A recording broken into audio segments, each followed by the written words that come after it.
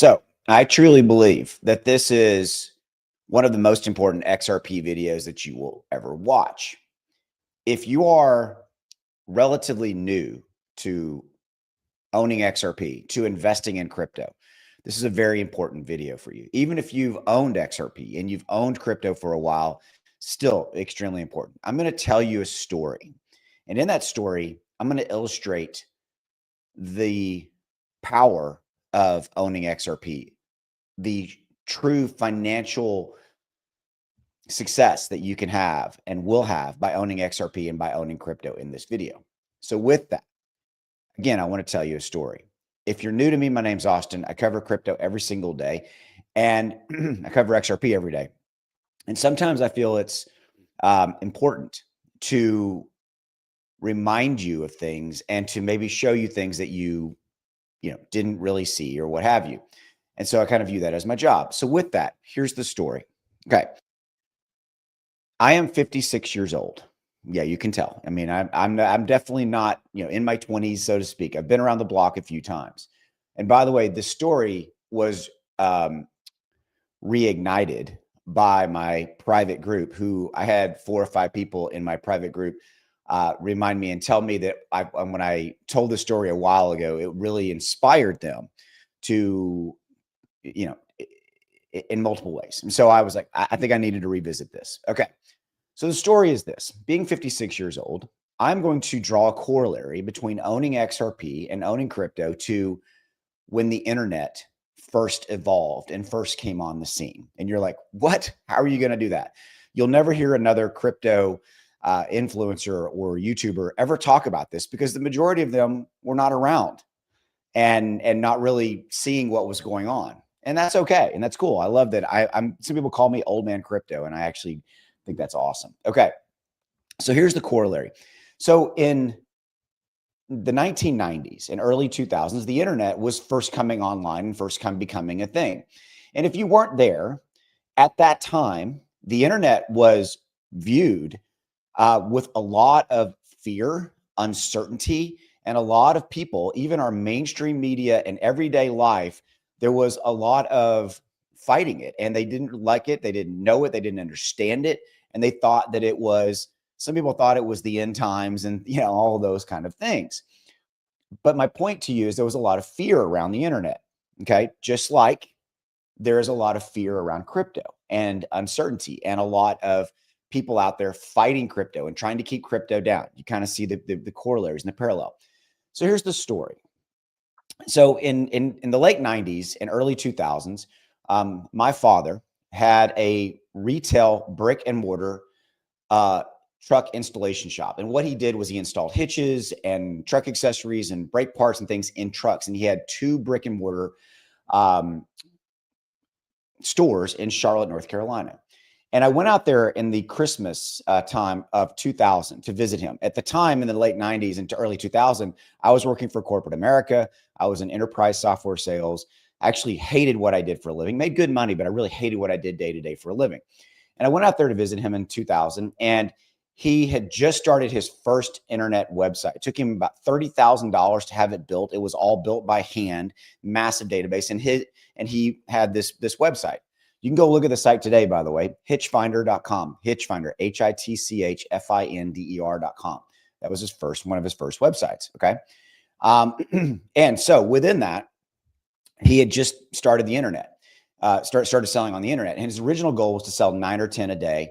By the way, when I sold the business in 2008, that we ultimately grew together and started together, we were selling over 1,000 hitches a day and trailer parts and accessories and cargo carriers and all that kind of stuff. But so I went out there to visit him in the Christmas, and inside of that, I saw an opportunity. The opportunity was, I said to my dad, I said, this is going to be bigger and this thing's going to grow.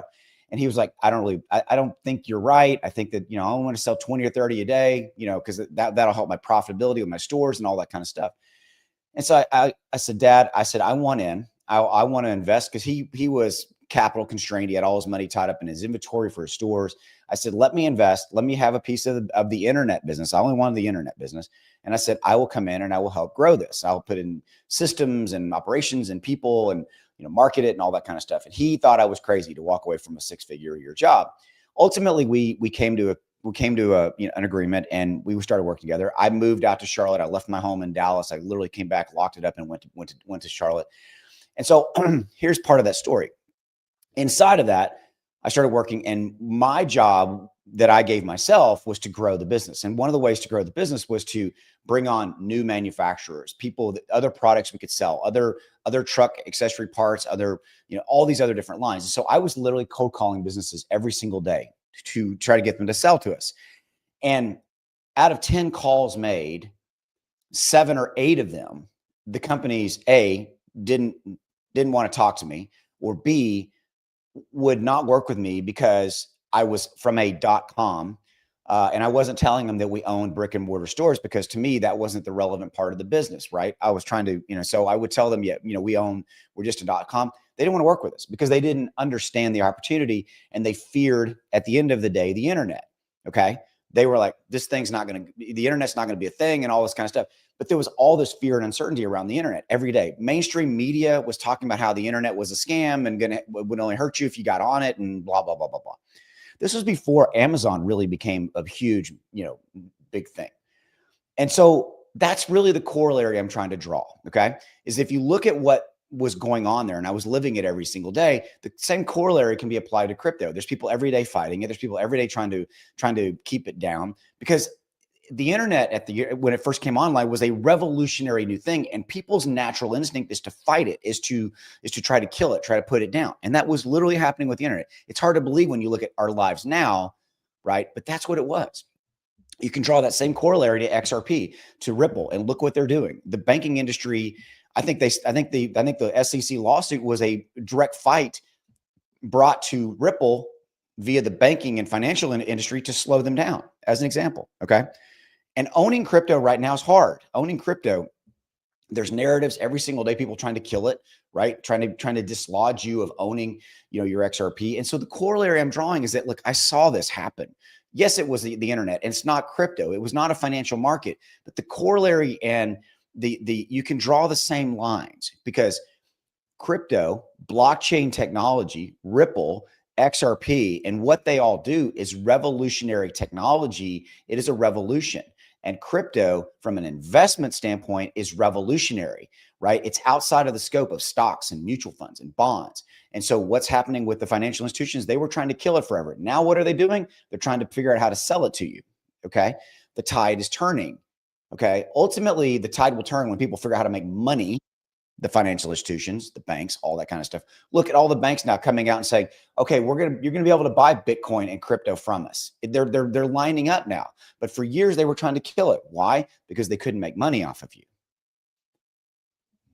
Just remember that sometimes the biggest opportunities are standing in front of you, and you don't see them, and you might miss them. Opportunity knocking on your door is not a loud bang. It sometimes is one of the softest whisper knocks that you'll ever hear. And you need to look around, and you need to see the opportunity. I was there in the internet, and looking back, you're like, well, yeah, of course it was a big thing, but not day to day, not every day. Back in the late 90s and 2000s, it was not as prevalent. It was not as visible. And I saw the opportunity, and I jumped, and ultimately it worked for me. I'm just trying to tell you that owning XRP, owning crypto, owning Bitcoin, owning Cardano, and all of it is a massive opportunity in your life. To me, I've said this before, crypto is one of the last untamed financial frontiers, meaning it hasn't been taken over by big institution corporate America. It ultimately will, and we'll all make a lot of money because of it. But right now it's still untamed. It's still the Wild West. Yes, I know there's market manipulation. Yes, I know there's things that are bad going on in crypto right now. I get it. Just like there is, and there always will be. There will always be trials, and there will always be tribulations, and there will always be good days, and there will always be hard days. It's like there was for me in the early days of the internet and trying to build that business. Okay. And ultimately, when I sold that business, I sold it in 2008 because my father died of pancreatic cancer very suddenly. And for me, my heart and my soul was in owning that business with my dad. And I ultimately decided to sell it. And when I sold it, we were 60, 70 employees, shipping 1,000 packages a day. And we started by only shipping 4 or 5 a day. And I looked smart going back and looking at it, but every single day was a battle. to grow that business. Every single day was something new, a new problem I had to put out, something new for me to deal with.